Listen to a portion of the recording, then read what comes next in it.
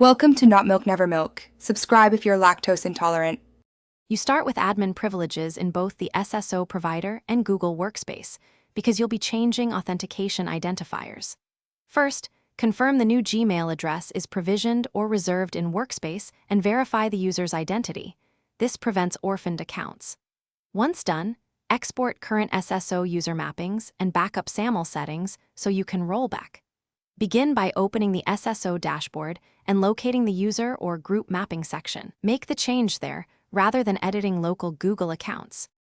Now edit the attribute mapping that supplies the Gmail identifier. This is often name ID or an email claim.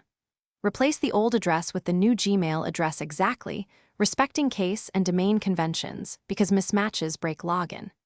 If your SSO uses OIDC, update the ID token claim mapping instead. After editing, save and, when required, increment the metadata or re-upload the identity provider certificate so Google accepts the new assertion. Make sure group and role mappings still align after the update. Complete the change by testing an actual SSO login.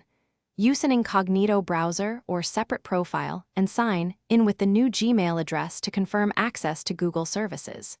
If you hit errors, inspect SAML or OIDC logs for name ID, audience, or certificate mismatches, and check Google Workspace audit logs for rejection reasons. If access is broken, revert immediately using the exported mappings and metadata backup. Then iterate on the mapping changes and retest until assertions validate successfully and users regain access. Thanks for watching. If this was helpful, leave a like and consider subscribing. See you next time.